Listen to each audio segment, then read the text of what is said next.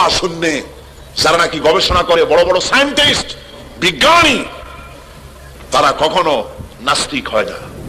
বড় বড় বিজ্ঞানী কোনোদিন নাস্তিক হয় না। আল্লাহরে মানুক আর না মানুক, অন্তত এইটা স্বীকার করে নিশ্চয়ই এই সব কিছুকে কন্ট্রোল করার জন্য কেউ না কেউ আছে, নইলে এইরকম সিস্টেমেটিক পদ্ধতিতে এটা চলতে পারে না। আমি গত কয়েক বছর আগে মহাশূন্য গবেষণাগার, যেখানে মহাশূন্য গবেষণা হয়, হিউস্টন, আমেরিকার একটা স্টেট, এখানে নাসা মহাশূন্য গবেষণাগারের কয়েকটা সেন্টার আছে। একটা হচ্ছে ওয়াশিংটন, একটা হচ্ছে ফ্লোরিডা, আর একটা হচ্ছে হিউস্টন। হিউস্টন যেখান থেকে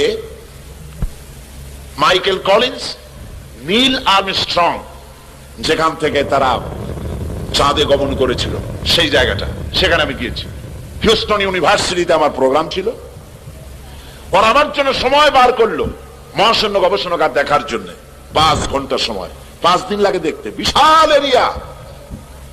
আমি 5 ঘন্টা হাতে সময় ছিল, আমি দেখলাম, বিজ্ঞানীদের সঙ্গে কথা বললাম কিভাবে তারা চাঁদে গিয়েছিল। নীল আর্মস্ট্রং যে পোশাকটা পরে গিয়েছিলেন, সেই পোশাকটা এখনো আছে। যে গাড়িতে চাঁদে নেমেছিলেন, সে গাড়িটাও সেখানে আছে। সেখানে আপনার এই সামিয়ানাটার মতো এরকম একটা প্লেট লাগানো আছে, সেই প্লেটটা তামা। ওই প্লেটে লেখা আছে যে আমি যখন চাঁদে নামলাম তখন আমার কানে একটা আওয়াজ এলো। সে আওয়াজটা হচ্ছিল, আমি মিশরের রাজধানী কায়রোতে একটা সেমিনারে গিয়েছিলাম। দুপুরের সময় মসজিদের মাইক থেকে যে ধরনের আওয়াজ শুনেছি আমি, ঠিক চাঁদে পা রাখার সাথে সাথে ওই রকম একটি আওয়াজ আমার কানের মধ্যে প্রবেশ করেছে। পাগলেরা বুঝবে কি? 2 পাতা ইংরেজি বই, 3 খান বিজ্ঞানের বই পড়িয়া কয় সব বুঝেছি। কিচ্ছু বোঝো নাই, কিচ্ছু বোঝো নাই।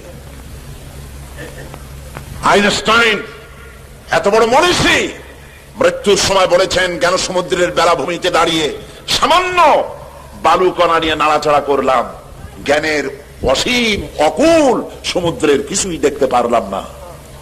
শেখ সাদী রহমতুল্লাহ আলাইহি বলেছেন, মৃত্যুর সময় মালুম শোধ কে হিচ মালুম না শোধ, সারা জীবন বসে সাধনা করে বুঝিলাম ইহা যে কিছুই বুঝিলাম না। কথা কি বোঝায়, মাথার মধ্যে আসে? আর এই ছাগল পাগল 2 দিন ইউনিভার্সিটির বারান্দা দিয়ে ঘুরছে, ডক্টরের ডিগ্রি একটা লাগাইছে, জনমের মতো ডক্টরের ডিগ্রি লাগায়। শকুনে যত গোস্ত খায়, এই গোস্ত যদি কিনে খাওয়া লাগতো তাহলে শকুনে এত গোস্ত খাইতে পারতো? লেখাপড়া তো আর লাগে না, এই সমানে ডিগ্রি লাগাচ্ছে ম্যানেজ করে। এই সব ডিগ্রির দাম নাই। কোরআন শরীফের জ্ঞান যার কাছে নাই, তার জ্ঞানের কোনো মূল্যই নাই।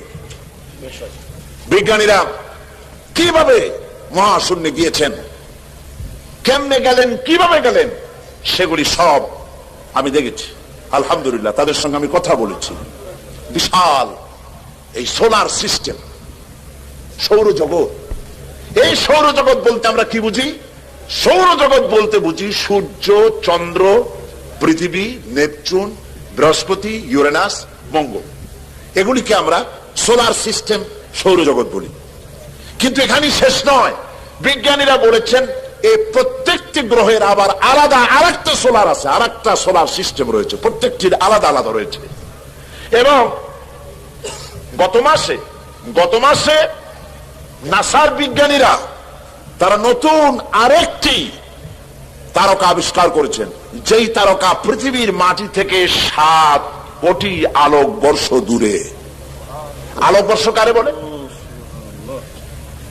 আলোর গতি প্রতি সেকেন্ডে 1,86,000 মাইল। এই সেকেন্ডের মিনিট, সেই মিনিটের ঘন্টা, এবং তার সেই ঘন্টার দিন আর মাস, আর এইভাবে করে 1 বছরকে 1 আলোকবর্ষ বলা হয়। তো এর 100 বছর, এর কোটি বছর, এর 7 কোটি আলোকবর্ষ দূরে সেই তারকাটি আবিষ্কার হয়েছে। বিজ্ঞানীরা আরো বলেছেন যে এমন এমন আরো অনেক তারকা আছে, যেই তারকার আলো সৃষ্টি হওয়ার পর পৃথিবীর মাটিতে আজও স্পর্শ করতে পারে নাই। তাহলে সেই তারকা কোথায়? সেই তারকা কোথায়? রয়েছে গ্যালাক্সি, রয়েছে মিল্কি ওয়ে। এক একটা গ্যালাক্সির ভেতরে রয়েছে হাজার হাজার বিলিয়ন তারকা। সমুদ্রের তীরে কক্সবাজার গেছেন না কেউ? কক্সবাজারের সি বিচ, সমুদ্র সৈকত, এটা বাংলাদেশের অ্যাসেট। পৃথিবীতে আমি যত সমুদ্র আর মহাসমুদ্র দেখেছি, আমাদের দেশের কক্সবাজারের সমুদ্র সৈকতের মতো এত লংগেস্ট সি বিচ পৃথিবীতে আর নাই। এটা সবচেয়ে বড় সি বিচ। বিজ্ঞানীরা বলেছেন সমুদ্রের তীরের বালুকণা গোনা যেতে পারে, সাহারা মরুভূমির ভিতরের যত বালু আছে সব গুণে শেষ করা যেতে পারে, কিন্তু আল্লাহ পাক মহাশূন্যের ভিতরে যত তারকা বানাইছেন গুণে শেষ করা যাবে না।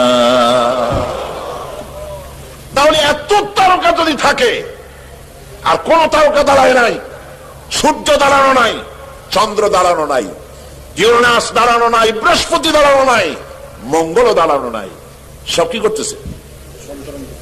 সব ঘুরছে। কোথায় পেলাম? এইখানে। বিজ্ঞানের আসল বই কোনটা? কোরআন। চিল্লায় বলুন কোনটি? পিরোজপুরের যুবকেরা, পিরোজপুরের মুসলমানেরা কোরআন বুকের সাথে জড়িয়ে ধরো। বিজ্ঞানের মূল উৎসই কোরআন।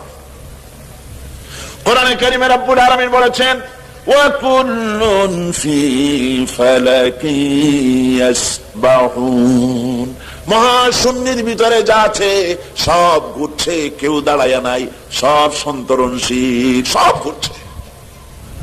অথচ এই যে তারকাগুলি ঘোরে, সূর্য ঘোরে, তারকা আমি যতটুকু দেখি আসলে কি ওইটু বলে? সূর্যটাকে আমরা দেখি একটা ফুটবলের মতো। এই সূর্যটা কত বড়? বিরাট টুকু এই ফিলে এই পৃথিবীর চাইতে 13 লক্ষ গুণ বড়।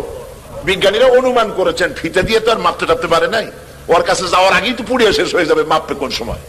আন্দাজে একটা অনুমান করেছে পৃথিবীর চাইতে কত লক্ষ গুণ বড়? 13। পৃথিবীর চাইতে, খুব খেয়াল করেন, পৃথিবীর চাইতে 13 লক্ষ গুণ বড় একটা সূর্যকে যদি ফুটবলের মতো দেখায়, তাহলে তারকাগুলি কত বড়, যার কারণে অত ছোট্ট দেখা যায়। এই তারকাগুলি গ্যালাক্সির ভিতরে মিল্কি ওয়ের মধ্যে রয়েছে হাজার হাজার বিলিয়ন তারকা, সেগুলি কত বড়? বিজ্ঞানীরা বলেছেন যে সূর্য পৃথিবীর চাইতে 13 লক্ষ গুণ বড়, এইরকম 3 কোটি সূর্য খায়া পেটের মধ্যে রেখে দিতে পারে, এইরকম হাজার হাজার তারকা আল্লাহ পাক মিল্কি ওয়ের মধ্যে গ্যালাক্সির ভিতরে তৈরি করে রেখেছে। তাহলে আমার আল্লাহ কত বড়! সুবহানাল্লাহ। যার সৃষ্টি এত সুন্দর, এত বিশাল,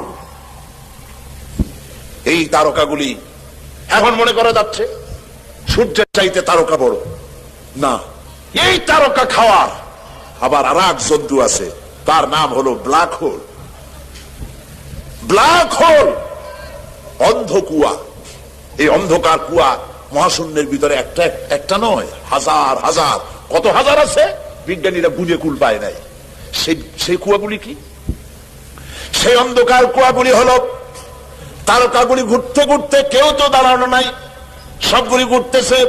তারকাগুলি ঘুরতে ঘুরতে কোন এক মুহূর্তে যদি ব্ল্যাক হোলের রেঞ্জের ভিতরে যদি এসে যায়, বাচ্চা ছেলেরা বা আপনি মুখের মধ্যে চকলেট দিয়া এই চকলেট চুষে যেমন নিমিষে আপনি শেষ করে ফেলেন, খেয়ে ফেলেন, পৃথিবীর চাইতে যে তারকা, যে সূর্য 13 লক্ষ গুণ বড়, এইরকম 3 কোটি সূর্য খায়া হজম করতে পারে যে তারকা, সেই তারকা ব্ল্যাক হোলের মধ্যে যদি পড়ে যায়, নিমিষের ভিতরে ব্ল্যাক হোল এবং তারকা খায়া হজম করে ফেলে দেয়।